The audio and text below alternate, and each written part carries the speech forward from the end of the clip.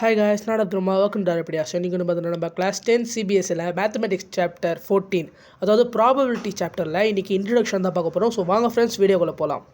Probability அ theoretical approach. So இப்போ வந்து ப்ராபபிலிட்டினா என்ன? இப்போ வந்து ஒரு காயினை வந்து நம்ம வந்து ரேண்டமாக டாஸ் பண்ணோன்னா நமக்கு வந்து அந்த காயின் விழுறதுக்கு ரெண்டு பாசிபிள் வேஸ் தான் இருக்குது.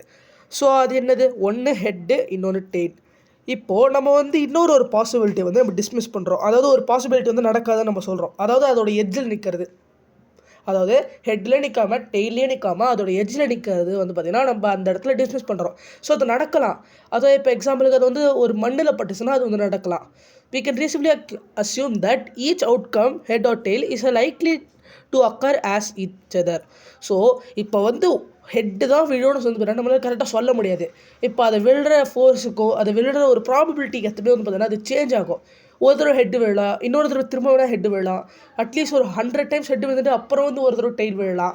அப்புறம் டெய்ல் 100 டைம்ஸ் விழுந்துட்டு ஒரு டைம் ஹெட் விழலாம். ஸோ அது எவ்வளோ டைம் வேணால் நம்ம திரும்ப போடுறப்போ வேறு அவுட்கம்ஸ் வந்து வரும். இது வந்து ஈக்குவலி லைக்லி.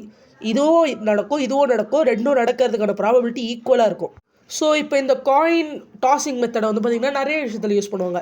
இப்போ வந்து கிரிக்கெட்டாக இருக்கட்டும், ஃபுட்பாலாக இருக்கட்டும், இந்த மாதிரி ஸ்போர்ட்ஸ்லலாம் இதை வந்து ஏன் யூஸ் பண்ணுவாங்கன்னா இது வந்து ஒரே ஒரு டீமுக்கு மட்டும் கரெக்டாக வந்து எதுவும் சொல்லாது.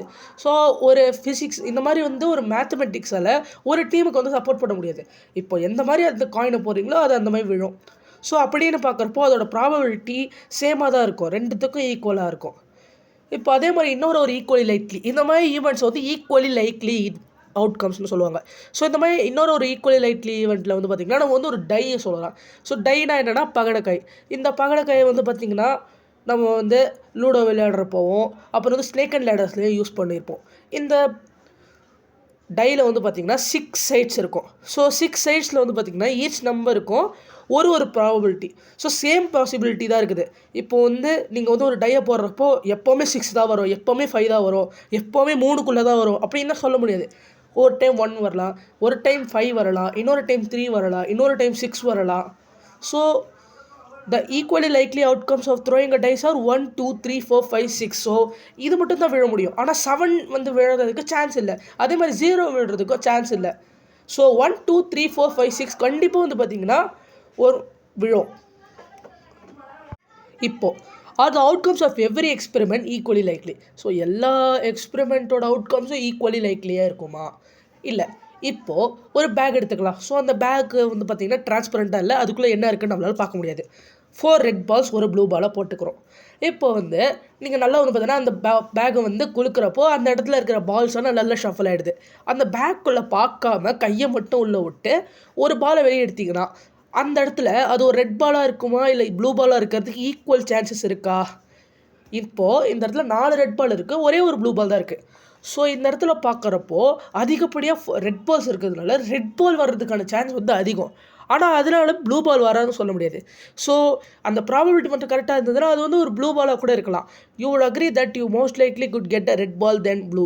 So the outcomes a red ball or a blue ball are not likely equally. So இப்போ வந்து இது ஈக்குவலி லைக்லியாக சொல்ல முடியாது. ஏன்னா ரெட் பாலோட சான்சஸ் வந்து அதிகமாக இருக்குது, அதுவே ப்ளூ பாலோடது வந்து கம்மியாக இருக்குது. However the outcome of drawing a ball of any colour from this bag is equally likely. So all experiment do not necessarily have equally likely outcomes. So எல்லா எக்ஸ்பெரிமெண்ட்டும் ஈக்குவலி லைக்லி அவுட்கம் வச்சுருக்கணுங்கிற necessary இல்லை. இப்போது however in this chapter from now on we will assume that all experiment have equally likely outcomes. So இப்போ இருக்கிற இந்த experiments எல்லாத்தையும் நம்ம ஈக்குவலி லைக்லி அவுட்கம்ஸ் இருக்குன்னு வந்து பார்த்துக்கலாம். இப்போது we define experiment or imperial probability P of E of an event as. So இப்போ ஒரு ஈவெண்ட் நடக்குது. இப்போ வந்து நம்ம நினைக்கிற மாதிரி ஒரு டையை வந்து உருட்டுறோம். அதே மாதிரி இந்த பேக்குள்ளேருந்து ரெட் பால்ஸ் ஒரு ப்ளூ பால் இருக்கிற ஒரு பேக்குள்ளேருந்து ஒரு பால் எடுக்கிறோம். இதெல்லாம் ஒரு ஈவெண்ட். அதாவது இந்த இடத்துல ஈன்னு இருக்கிறது வந்து ஒரு ஈவெண்ட். அந்த ஈவெண்ட்டோட ப்ராபபிலிட்டி எப்படி எழுதுவாங்கன்னா P of E, P bracket Eன்னு எழுதுவாங்க. ஸோ இதை வந்து எப்படி சொல்லலாம்னா number of trials in which the event happen divided by total number of trials. So இப்போ வந்து தியரட்டிக்கல் ப்ராபபிலிட்டியாக நம்ம பார்த்தோன்னா also called as classical probability of event E, which is written as P and E, is defined as. So இப்போ இந்த P of E வந்து எப்படி சொல்லலாம்னா number of outcome favourable to E.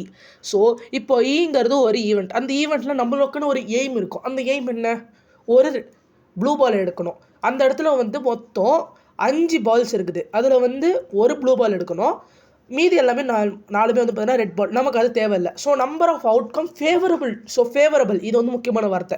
So favourable to E. So ஈக்கு என்ன favourable? Blue. அதுவே number of all possible outcomes of the experiment. So நான் 5 தடவை திரும்ப எடுத்தோன்னா என்னென்ன கிடைக்கும்? 4 ரெட் பால் கிடைக்கும், ஒரு ப்ளூ பால் கிடைக்கும். ஸோ இந்த இடத்துல ஒரு வந்து ப்ளூ பால் வந்து நமக்கு தேவை. அதுவே கீழே வந்து மொத்தமாக எவ்வளோ இருக்குது? 5 பால் இருக்குது. ஸோ அப்படின்னா இந்த இடத்துல நம்ம அதுக்கு என்ன ப்ராபபிலிட்டி சொல்லலாம்? 1/5ங்கிற ப்ராபபிலிட்டி நமக்கு வருது.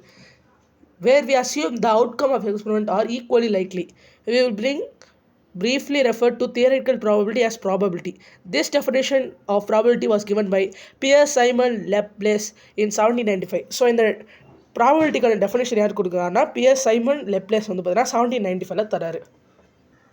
So thank you friends. இதோட வந்து பார்த்தீங்கன்னா நம்ம எக்ஸாம்பிள்ஸ் வந்து ஆரம்பிக்க போகிறோம். ஸோ இந்த வீடியோ உங்களுக்கு பிடிச்சிருந்தா லைக், ஷேர் அண்ட் கமெண்ட் பண்ணுங்கள். மறக்காமல் நம்ம சேனல் சப்ஸ்கிரைப் பண்ணிடுங்க. So thank you friends. பாய்.